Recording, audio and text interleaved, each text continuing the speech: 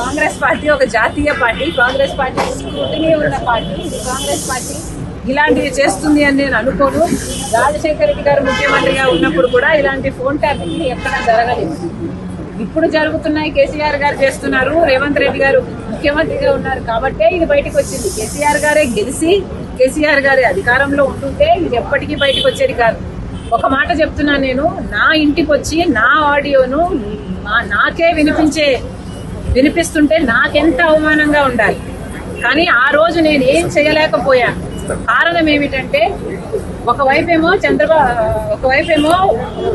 కేసీఆర్ గారు తెలంగాణలో ముఖ్యమంత్రిగా ఉన్నారు, ఇంకోవైపేమో జగన్మోహన్ రెడ్డి గారు ఆంధ్రాలో ముఖ్యమంత్రిగా ఉన్నారు. నేను పోరాటాలు చేస్తూ ఎవరితో చేయాలి? ఈ ముఖ్యమంత్రితో చేయాలి, ఆ ముఖ్యమంత్రితో చేయాలి. అప్పటికే నన్ను తొక్కే ప్రయత్నాలు చాలా గట్టిగా చేస్తున్నారు.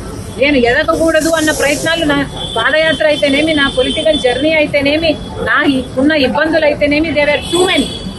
అన్ని పోరాటాలు చేయలేను కదా. కాబట్టి నేను ఈ ఫోన్ ట్యాపింగ్ విషయాన్ని పక్కన పెట్టదలుచుకున్నాను. ఎందుకంటే నేను ఒకవేళ పోరాటం చేసినా కూడా, ఫోన్ ట్యాపింగ్ జరిగింది అని నేను బయట చెప్పినా కూడా అటువైపు తెలంగాణలో ఇన్వెస్టిగేషన్ జరగదు, ఇటువైపు ఆంధ్రాలో ఇన్వెస్టిగేషన్ జరగదు. ఎందుకంటే పోలీస్ డిపార్ట్మెంట్ అంతా వాళ్ళ చేతుల్లో ఉంటుంది కాబట్టి.